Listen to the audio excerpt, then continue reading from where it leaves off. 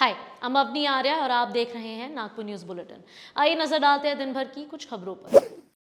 नागपुर जिले में पिछले कई दिनों ने बच्चों के किडनैपिंग की खबरें सोशल मीडिया में वायरल हो रही है। हालांकि पुलिस ने इन खबरों को रूमर बताते हुए इस पर भरोसा नहीं करने की बात कही थी।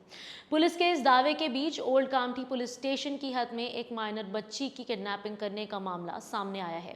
अच्छा ये रहा कि एरिया के लोगों की सतर्कता से किडनैपिंग की कोशिश नाकाम हो गई। पुलिस ने आरोपी को गिरफ्तार कर लिया है। किडनैपर का नाम कमलेश सुरेश भैया है और वो झारखंड का रहने वाला है। मिली जानकारी के अनुसार कामठी के खालसा लाइन निवासी 14 साल की बच्ची बुधवार रात करीब 8 बजे अपने ट्यूशन से पैदल घर जा रही थी। तभी आरोपी पहुंचा और उसकी पीठ पर हाथ मारकर उसका मुंह दबाने लगा, लेकिन बच्ची ने हिम्मत दिखाते हुए आरोपी के पैर पर लात मारी और जोर जोर से चिल्लाने लगी। बच्ची की आवाज सुनते ही एरिया के लोग बाहर निकले और दौड़कर आरोपी को पकड़ लिया। इसके बाद पुलिस को जानकारी दी गई। नाबालिग बच्ची के किडनैपिंग का प्रयास होने की जानकारी मिलते ही पुलिस मौके पर पहुंची और आरोपी को गिरफ्तार कर लिया। बच्ची की शिकायत पर पुलिस ने अलग अलग धाराओं में आरोपी के खिलाफ मामला दर्ज किया है। वहीं सरेआम हुए इस घटना का एक युवक ने वीडियो बना लिया है, जो लगातार सोशल मीडिया पर वायरल हो रहा है। बच्चे चोरी की घटना को लेकर सोशल मीडिया पर लगातार वायरल खबरों के कारण नागरिकों में पहले से ही डर का माहौल था। वहीं अब सरेआम हुई नाबालिग बच्ची के किडनैपिंग की घटना से डर को और बढ़ा दिया है। नागपुर शहर के लोग अब अपने बच्चों की सुरक्षा को लेकर चिंतित हो गए हैं। नागपुर शहर से सटे टाकल घाट में एक दिल दहलाने वाली घटना सामने आई है। फैमिली झगड़े के चलते एक मां ने अपने 11 महीने के मासूम बेटे को पानी में डुबोकर मार दिया। रोंगटे खड़े करने वाली ये घटना टाकल घाट के टीचर कॉलोनी में हुई है। बुधवार 12 तारीख को दोपहर 12:30 बजे ये घटना सामने आई है। आरोपी मां एकता पाटेकर को पुलिस ने गिरफ्तार कर लिया है। जानकारी के अनुसार एकता और पंजाब नरखेड़ के रहने वाले हैं। उनका लव मैरिज था। काम की तलाश में पंजाब बुटीबोरी के MIDC में आया था। यहीं पर वो अपनी पत्नी एकता और 11 महीने के बेटे सारंश के साथ टाकल घाट की टीचर कॉलोनी में किराए से रहता था। पंजाब बुधवार की सुबह 7 बजे काम से लौटा था। 10 बजे खाना खाने के बाद वो सो गया। बेड के पास झूले में सारंश भी सो रहा था और उसकी पत्नी एकता बर्तन धो रही थी। तब तक सारंश झूले में ही था, लेकिन कपड़े धोकर लौटने पर सारंश दिखाई नहीं दिया।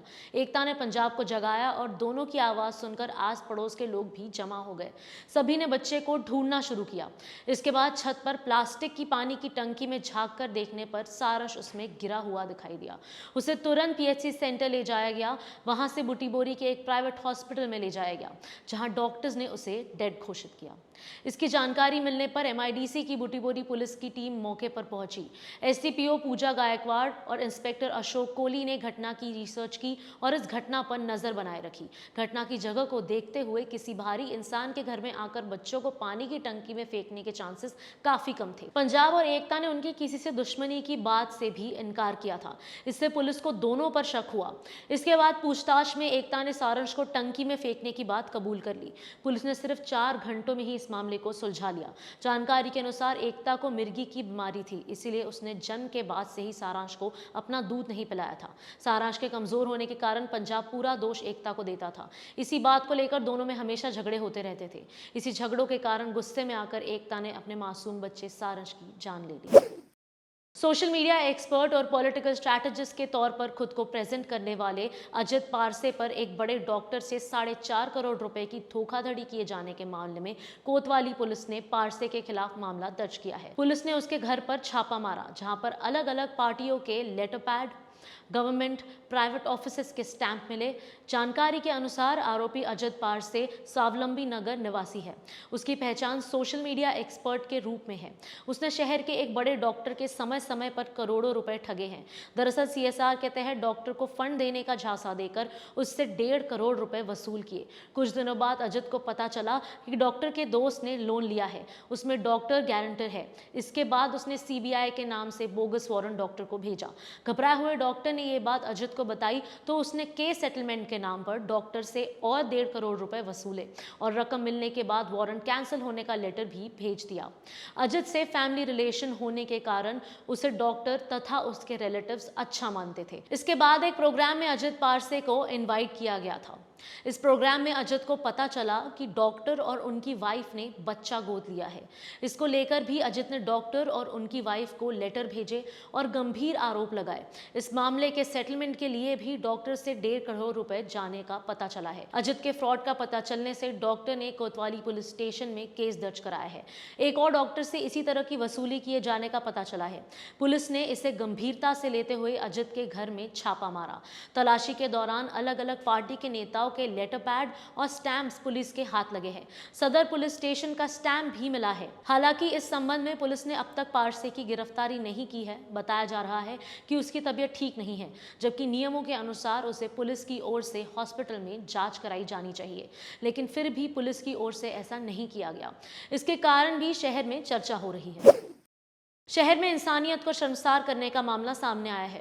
दरअसल जरीपटका के जनता हॉस्पिटल में रात को एक पेशेंट को नॉर्मल बताते हुए उसे एडमिट करने से मना कर दिया और रिलेटिव को भगा दिया गया।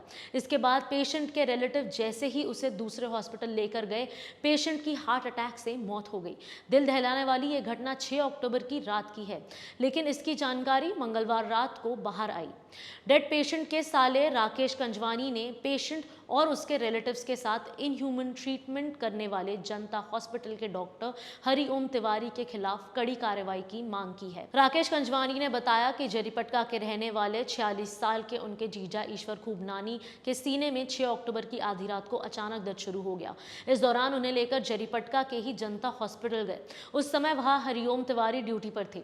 हॉस्पिटल पहुंचने पर डॉक्टर ने उनकी जांच की और हॉस्पिटल में सभी ट्रीटमेंट मौजूद होने के बावजूद उन्हें एडमिट करने से मना कर दिया। डॉक्टर तिवारी पेशेंट की हालत को नॉर्मल बताते रहे। तब कंजवानी ने अपने पहचान के जनता हॉस्पिटल के ही सीनियर विजिटिंग डॉक्टर के रूप में ड्यूटी करने वाले डॉक्टर अनिल जवाहरानी से बात की और उन्हें पेशेंट की हालत के बारे में जानकारी दी। डॉक्टर जवाहरानी ने तुरंत ड्यूटी पर तैनात डॉक्टर तिवारी से बात कराने के लिए कहा, लेकिन तिवारी ने बात करने से साफ इनकार करते हुए कहा कि वे किसी सीनियर डॉक्टर को नहीं जानते। डॉक्टर तिवारी के इस बर्ताव के कारण खूबनानी और उनके रिलेटिव्स काफी शॉक हुए। इस दौरान काफी समय भी बर्बाद हो गया। इसके बाद डॉक्टर जवाहरानी की सलाह पर रिलेटिव्स पेशेंट को लेकर छत्रपति चौक के एक हॉस्पिटल में गए, लेकिन वहां पहुंचते ही पेशेंट की मौत हो गई। इससे पेशेंट के रिलेटिव्स और फैमिली के लोगों को काफी दुख पहुंचा। अगर डॉक्टर तिवारी समय पर पेशेंट का इलाज करते तो शायद पेशेंट बच जाता।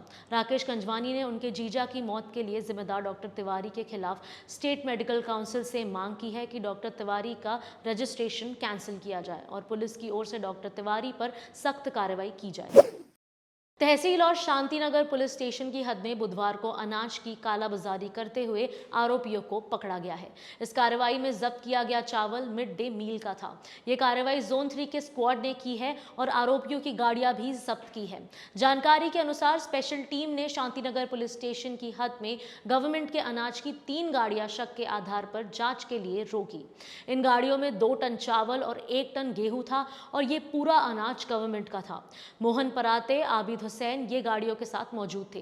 पुलिस ने जब ड्राइवर किशोर सहारे, इरफान शेख और राकेश वर्मा से पूछताछ की तो वे सैटिस्फाइड जवाब नहीं दे सके। इसके बाद उसको जब्त किया गया। साथ ही इसके तहसील पुलिस स्टेशन की हद में भी एक गाड़ी से 2 टन चावल मिला है, तो वहीं गोडाउन पर रेड मारकर भी 2 टन चावल जब्त किया है। ये चावल मिड डे मील का है। ये कार्रवाई जोन 3 के deputy commissioner of police Gajanan Rajmane के मार्गदर्शन में की गई है। इस वीडियो के प्रोड्यूसर हैं विक्रांत चांडेलिया, स्क्रिप्ट लिखी है शमानंद तायडे ने और कैमरा के पीछे हैं नितिन मानकर। आज के लिए इतना ही, कल फिर मिलेंगे नई न्यूज बुलेटिन के साथ। Nation next news hub for new India.